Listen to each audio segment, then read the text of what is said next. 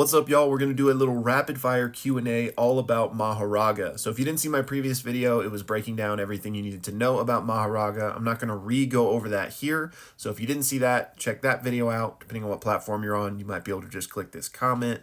And this video is going to be anime friendly, just like that video was. So let's get into it. Our first question is, does Mahoraga just take 0 damage from any techniques after he adapts to it? Also, could he adapt to passive techniques like Infinity? To answer the first part of your question, yes, Mahoraga takes 0 damage or is functionally immune to a technique once he has adapted to it, like we see here with Malevolent Shrine. Now, for the second half of your question, could Mahoraga adapt to a passive technique or even a defensive technique like Infinity? And the answer is yes. Mahoraga can adapt to literally anything. Like we saw in the anime, he got plunged into water and he literally grew gills. So doesn't matter what it is, he can adapt to it. And before anybody comes and yells at me in the comments saying that this didn't happen in the manga, they're right, this didn't happen in the manga, but it doesn't change anything. They're still just showcasing this facet of his ability. What is from the manga is the explicit phrase that Mahoraga can adapt to any and all phenomena. Doesn't have to be a cursed technique, doesn't have to be offensive. He can adapt to it all. Now, this next question is the one I got the most frequently, and it asks, does Mahoraga retain his adaptations between summonings? So let me answer this kind of in 2 different ways. The first way is, does he retain adaptations between ritualistic summonings? And no.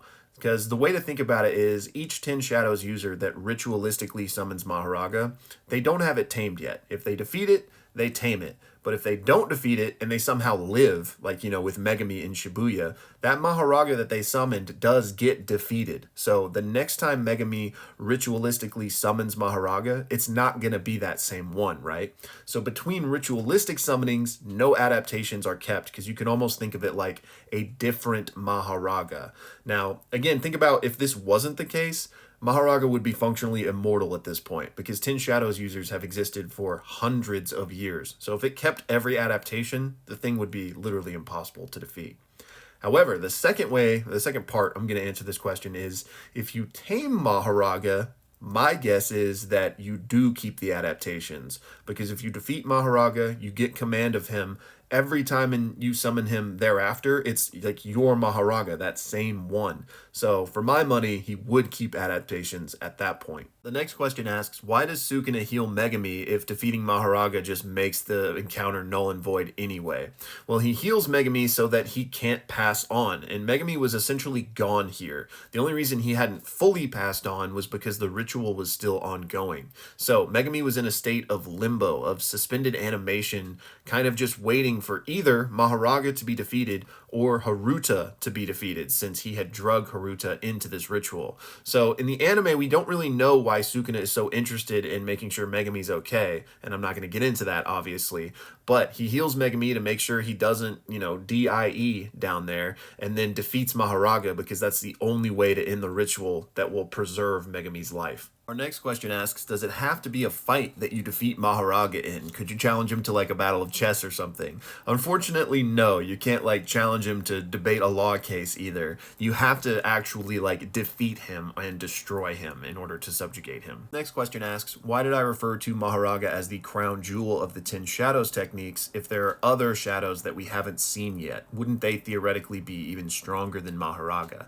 And the answer is no, because we know that Mahoraga is the 10th shadow. Mahoraga is the final shadow. It's just that the other Shikigami haven't made an appearance on screen yet. Finally, we have the question of, could there be 2 10 shadow users at the same time, meaning potentially there could be 2 Mahoragas at the same time.